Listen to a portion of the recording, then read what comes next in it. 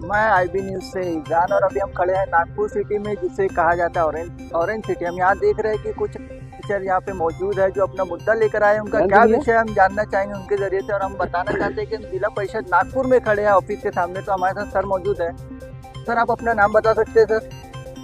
मेरा नाम नितिन किटे है।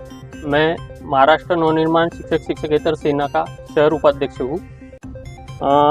ये जो निवेदन है इसमें हम माननीय शिक्षणाधिकारी माध्यमिक जिला परिषद इनके पास डेपुटेशन के लिए आए हैं और शहर में स्थित नाइट स्कूल और नाइट जूनियर कॉलेज के टीचर्स और नॉन टीचिंग का मसला जो है, जो शासन निर्णय 17 में 2017 जो शासन के तरफ से निर्गमित हुआ था उसके बारे में पेंडेंसी को लेके है, जिसके कारण आज तक 7 साल होने के बावजूद, शासन निर्णय निकलने के 7 साल के बावजूद आज नाइट स्कूल के पार्ट टाइम टीचर और पार्ट टाइम मुख्याध्यापक से लेके नॉन टीचिंग तक को जो बेनिफिट 17 में 17 के मिलने चाहिए थे वो नहीं मिल चुके हैं। इस वजह से जो कर्मचारियों का आर्थिक और पेंशनर का नुकसान हो रहा है उसकी जिम्मेदारी डिपार्टमेंट ले सकता है या फिर मंत्रालय ले सकता है। इसके बारे में डिस्कशन के लिए हम आज शिक्षणाधिकारी माध्यमिक इनके पास कुंभार मैडम के पास आए थे। तो आपका जो विषय है, जो मेन, वो क्या है? आप लोग क्या चाहते हैं, सुविधा क्या चाहते हैं, सरकार से क्या चाहते हैं आप? शासन निर्णय जो है वो शासन ने निकाला हुआ था 2017 में, जब तावड़े साहब शिक्षण मंत्री थे। उनके टाइम पे जो समिति गठित हुई थी वो समिति के अहवालों के अनुसार शासन ने राज्य के सभी 176 नाइट स्कूलों के जो पार्ट टाइम टीचर्स थे उनके लिए एक बेनिफिशियरी शासन निर्णय निकाला था, जो आज तक पेंडेंसी में अटका हुआ है।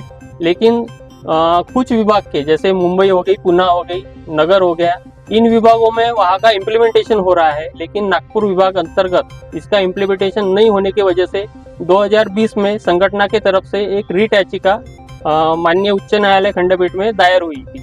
उसका रेफरेंस अभी तक चालू है, उसमें डेट्स गिर रहे हैं, सेक्रेटरी को समझ जा रहे हैं, लेकिन कोई भी उसमें अटेंड हो नहीं रहा है। शासन की तरफ से कोई भी रिप्लाई उनमें फाइल नहीं हो रहा है, उसकी वजह से केस पेंडेंसी में है।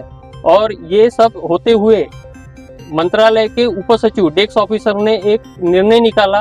वो निर्णय के हिसाब से कुछ राज्य के कुछ गिने चुने नाइट स्कूलों के मुख्याध्यापक इनको फुल टाइम की बेनिफिशियरी जो शासन निर्णय विवाद में है उसके तहत दिए जाए और उनको बेनिफिट दिया जाए 2017 से बैक वेजेस के साथ। उसके लेटर इशू हुए हैं और वो इशू का आधार लेके हमारा संगठन का कहना ये है कि शासन निर्णय ये राज्य के सभी नॉन टीचिंग और टीचिंग कर्मचारियों के लिए लिखना था।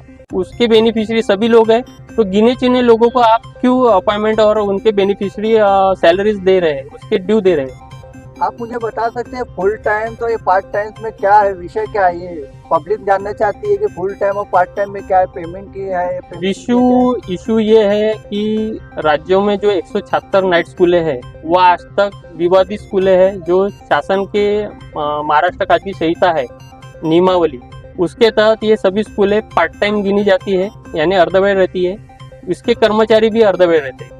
अभी 2015 से जो संचय मान्यता के निकष लागू हुए हैं पूरे राज्य में स्कूलों को, वो निकष के तहत नाइट स्कूलों के भी विद्यार्थियों की पट संख्या जितनी रहेंगी दिन के स्कूलों के तहत, उतने ही अपॉइंटमेंट्स टीचर की जो पोस्ट है, पदे, वो संचय मान्यता में नाइट स्कूलों को मंजूर हो रही है। और शासन निर्णय 2017 के तहत जो दिन की स्कूलों में और नाइट की स्कूलों में 1.5 नौकरी करने वाले जो दुबार शिक्षक थे उनको भी शासन निर्णय के वजह से नाइट स्कूल से ड्यूटी छोड़नी पड़ी थी। लेकिन उनका जो वर्कलोड था वो पूरे नाइट के जो पार्ट टाइम वाले टीचर्स है उनमें डिवाइड होने की वजह से महाराष्ट्र राज्य की संहिता जो है उसके तहत 9 घंटे की तास के ऊपर अगर इनका वर्कलोड जाता है तो उनका बेनिफिट इनको सैलरी के रूप में मिलना चाहिए। हमारा माननीय शिक्षणाधिकारी से यही निवेदन है कि जैसे आप इतर विभागों में जैसे इसका इम्प्लीमेंट हो रहा है वैसा ही इम्प्लीमेंट इसका नागपुर विभाग में ही करिए, नागपुर के स्कूलों के कर्मचारियों को इसका बेनिफिट दीजिए। सर, जैसे हम जानना चाहते हैं आप लोगों का जो मुद्दा है इसको आप लोगों ने कोर्ट में भी लेके गए हैं या नहीं, कि आप सिर्फ आपको डेपुटेशन से काम चला रहे हैं?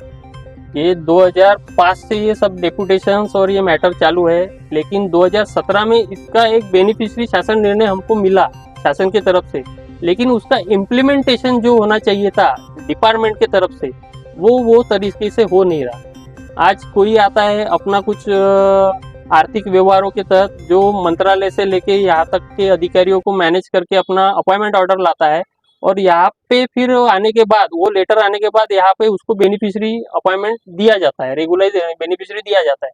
हमारा कहना ये है कि नाइट स्कूलों के जो एचएम है वो अगर 4 एचएम को दे रहे, 5 एचएम को दे रहे, तो बाकी नाइट स्कूलों के एचएम को भी आप उसका बेनिफिट दो, या फिर बाकी टीचर लोगों को भी उसका बेनिफिट दो। उसके लिए हर टीचर को कोर्ट में जाने की जरूरत क्या है? आज 2017 से ये जो जीआर निकला, इसका इम्प्लीमेंटेशन न होने का कारण क्या है, रीजन क्या है? जो कहते हैं कि यानी यहाँ पे अगर ईओ को पूछो तो वो डीडी की तरफ बेचता है, डीडी को पूछो तो डायरेक्टर की तरफ बेचता है, और डायरेक्टर को इसको पूछो तो वो कमिश्नर की तरफ हाथ दिखाता है। सर जैसे मेरा लास्ट सवाल है, आपने अभी यहाँ डेपुटेशन दिया तो आपको क्या आश्वासन दिया कि इस पे कार्रवाई की जाएगी या ना की जाएगी? आपको क्या लगता है, आप लोगों को जो इतनी मेहनत से इतने धूप में लोग आप लोग आते हो और आप लोग काफी दूर दूर से आए, तो आपको एक उम्मीद लगी है कि शायद इस पे काम होना चाहिए, या आपको अंदर से क्या जवाब मिला इसका?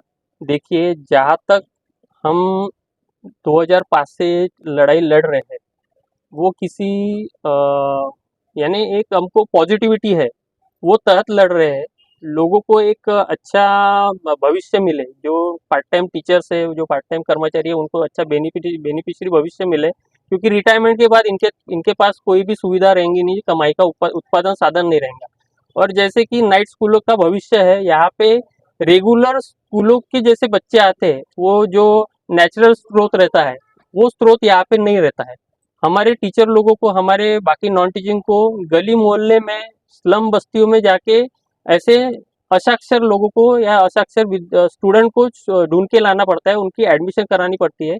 उनका एजुकेशन के तहत जो मुकाव ये रहता है, वो उस तरह का नहीं रहता। उनको उसके बारे में उनकी जागरूकता करने के बाद ही वो स्कूलों में एडमिशन लेते हैं और अपना आगे की एजुकेशन की पॉलिसी कंप्लीट करते हैं। तो आप लोगों ने देखा कि यहाँ पे टीचर की टीम है, जो कि नाइट स्कूल टीचर की टीम है, अपना एक मुद्दा लेकर आई है, वो एक उम्मीद लगाई हुई है सरकार से कि हमारा जल्द से जल्द जो मसला है उसको हल किया जाए। ऐसे ही आपको अपडेट तो मिलते रहेंगे। आईपी न्यूज से मैं हूँ ईशान, कैमरामैन रेहान शेख के साथ। इसी तरीके की और वीडियो देखने के लिए हमारे चैनल आईबी न्यूज को लाइक करें, कमेंट करें, सब्सक्राइब करें और शेयर करें।